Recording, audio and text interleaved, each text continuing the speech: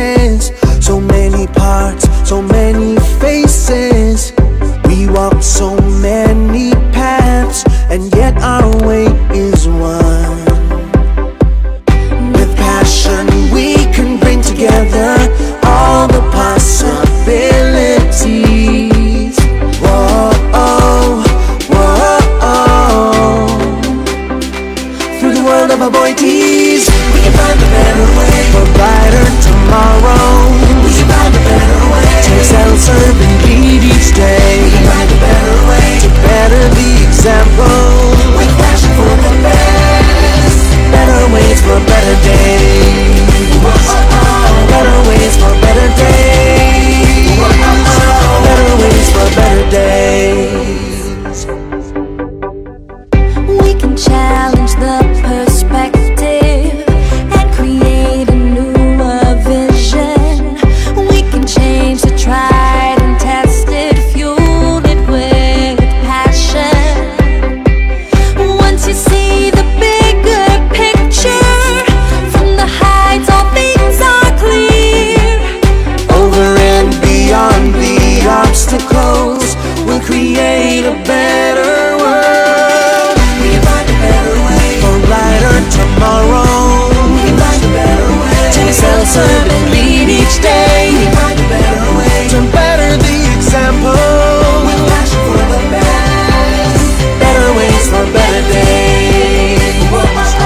Better ways for a better day. Better ways for a better day. Better ways for better days.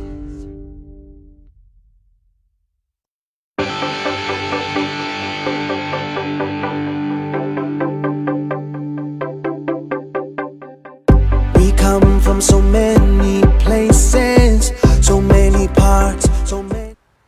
Good afternoon, everyone. This is Jong Lequiron from Weather Solutions, and I'm here to give you our daily weather update. But if you have any questions that are related to meteorology, kindly type it in the comment section below, and I'll get back to it after this weather report. As of today, there are two major weather systems that is currently affecting our country. The first one, inaapekto naman sa extreme northern Luzon, wherein that's northeast monsoon or amihan, while the other one is a weak LPA that is located 590 kilometers east of Surigao del Sur. So, based on our climate models, this low pressure area is not expected to intensify into a full tropical cyclone, but its trough or the extension of the low pressure area is currently affecting the areas of northern to central parts of Luzon or Mindanao, up to the southern parts of Cebu, and even up to some parts of central and southern Palawan.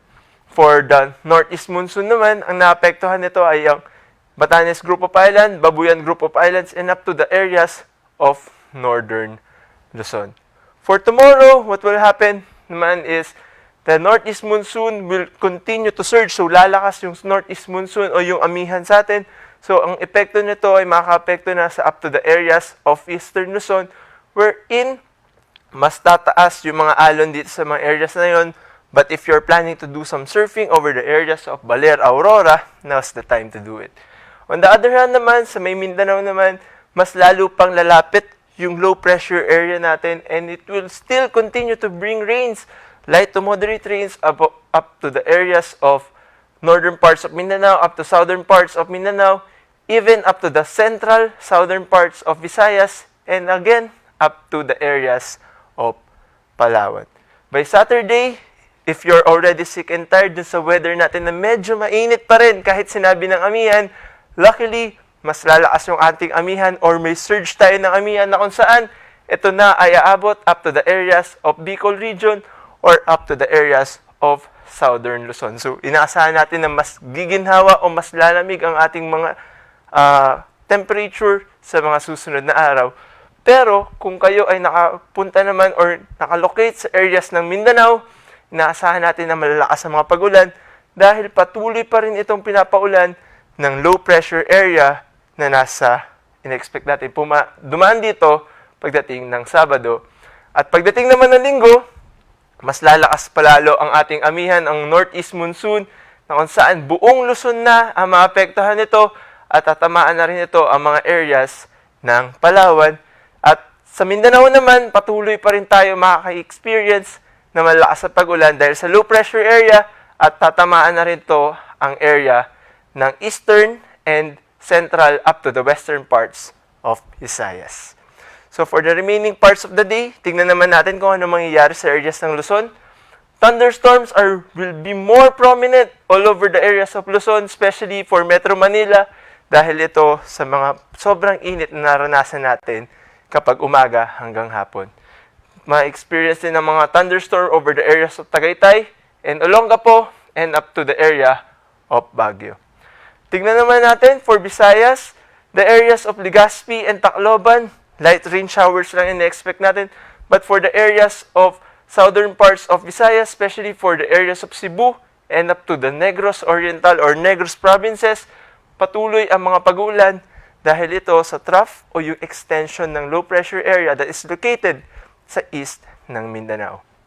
For Mindanao naman, for the remaining parts of the day, patuloy na mararanasan ng mga pag-ulan, lalong-lalo na sa mga northern parts and up to the central parts dahil ito sa trough or yung extension ng low pressure area. At kung kayo ay nandito sa Davao, naasahan ang thunderstorm mamayang pagdating ng gabi o mamayang hapon. Tingnan naman natin yung 4-day forecast natin for the areas of Metro Manila. Naasahan natin na medyo mataas ang rain probability natin pagdating ng Thursday and Friday. Pero kung may plano kayong gawin over the weekend, especially, do it on Saturday because the rain probability is only 10%. Pero pagdating ng Sunday, dahil sa pagmalakas na pag-iral ng ating hanging amihan, mas tataas ito up to 80% chance of rain. Tingnan naman natin para sa ating Cebu area, makita natin na patuloy na mataas ang rain probability over the weekend dahil sa papalapit na low pressure area up to the areas of Central Visayas. And at the same time, same weather conditions ang inaasahan natin over Davao dahil dadaan ang low pressure area sa lugar na ito. Ngayon, tignan natin ang inyong mga comments or mga tanong sa ating weather live report. Okay? Our first question is, bakit po kaya mainit pa rin kahit sinabi ng amihan? So, the main reason kung bakit nagkakaroon pa rin tayo ng pag-ulan or mainit pa rin ang ating nararamdaman kahit tayo ay nasa amihan na, ay dahil yung hanging amihan ay only nakaka-apekto sa extreme northern Luzon. Ito yung sa mga areas ng Batanes at Babuyan Group of Islands up to the northern Luzon. Pero dito sa Metro Manila, hindi pa to tumatama. Pero inaasahan natin sa pagdarating na weekend, Sabado at Linggo, mas mararamdaman natin ito na kung saan, aside from malamig na hangin, may mga pag-ulan pa tayong inaasahan. Ang pangalawang katanungan naman, ngayon bang hindi na tag-ulan, inaasahan pa rin natin ang mga bagyo? Yes, inaasahan pa rin natin as much as 2 to 3 tropical cyclones o bagyo sa pararating na mga buwan. So, kasi nakakuha tayo ng around 16 pa lang tayong bagyo. In an average natin, we have 19 to 20 tropical cyclones per year na pumapasok sa Philippine Area of Responsibility. Also, another fun fact is that nangyari, mas tumatama yung mga bagyo, especially kapag mga panahon ng October, November, and December, lalong-lalong na sa mga areas ng Central Visayas up to the areas of Northern Mindanao. Our last question is, bakit ba sobrang importante ng heat index o yung init factor? Bakit hindi na lang natin gamitin ang tinatawag na temperature?